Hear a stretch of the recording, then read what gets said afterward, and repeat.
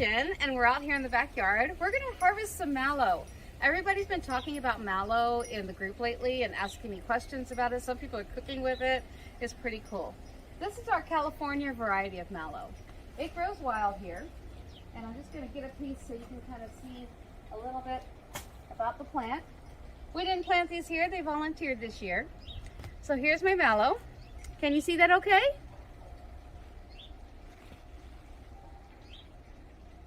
And we've got a little bit of flower on here. The California variety, the flower is very small. I don't know if you can see that, but the California variety, the flower is very small.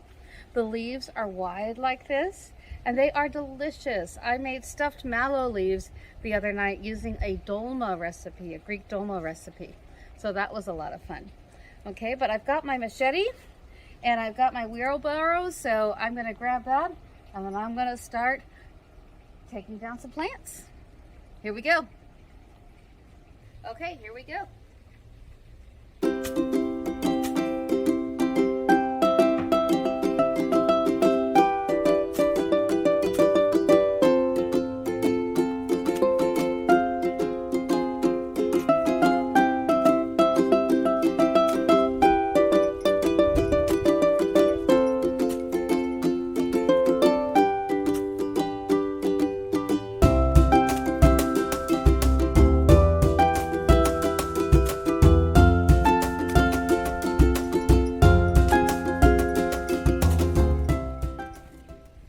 Trying to pick them up all the same direction so that when I drop them in the wheelbarrow I don't have to sort them out again. And also most of the grass will drop off, but I'm not sorting it after I harvest it. Here we go.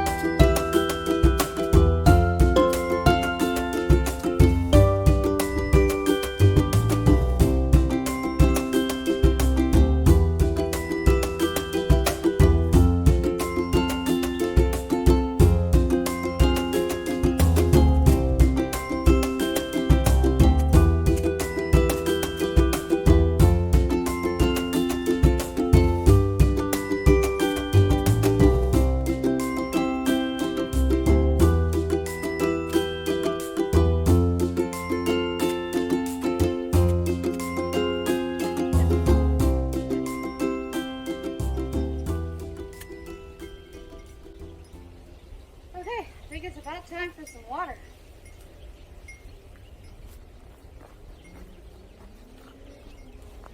Woo! Cheers.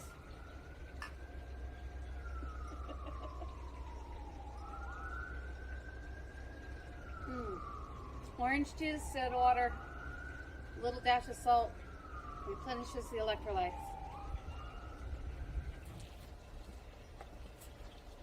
Okay, so don't know if you can see me or not.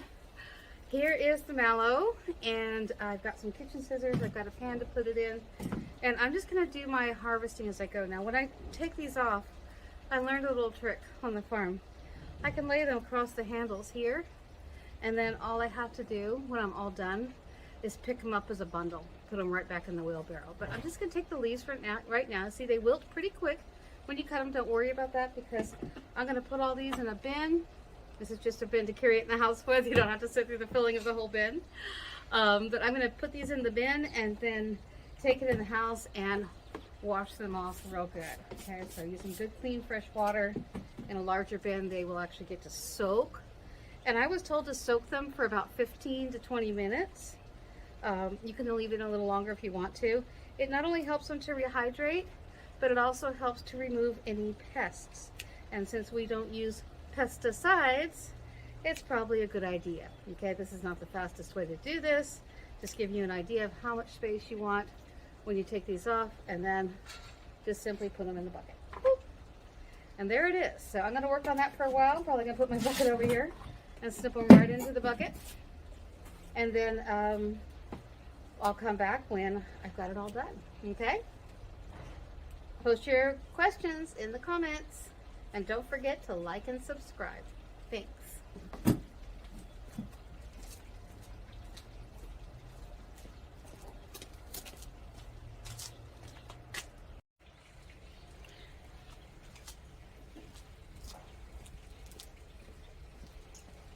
Hey everyone, welcome to day 2, and it's a nice cloudy day today, but I still have the visor just to keep the sun out of my eyes.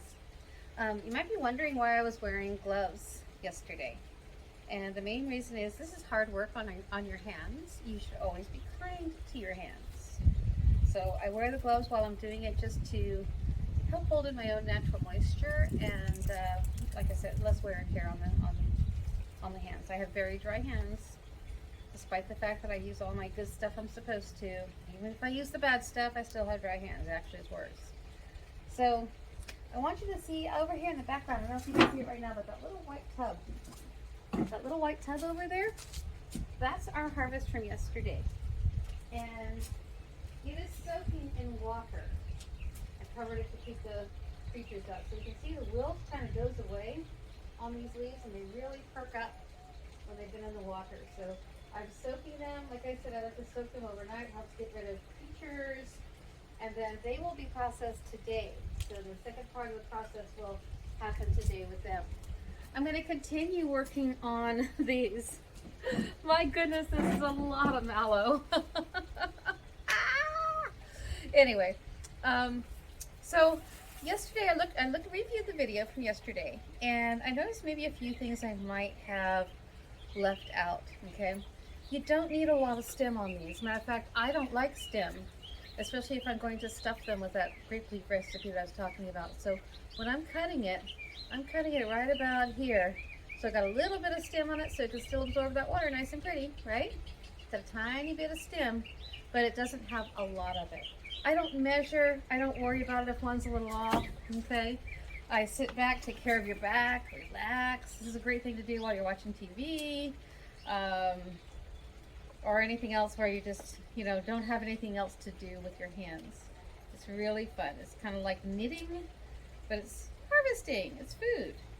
And my grandmother and I used to do this kind of work every day, especially when we were, it was hot in the summertime. I was not allowed to play outside during the heat of the day. That was not okay. So I'd come in and we'd be hulling peas or, anything, whatever needed to be done that day. And I remember canning beans with her during the heat of the day, just getting everything ready to go. The beans all said, I'm drooling it. Just thinking of those days. Oh my gosh. So whatever you do, just keep moving slowly or properly and just get through it. I'm going to work on these for a while, and then I'll take you to that next step to the process. Feel free to put comments down below.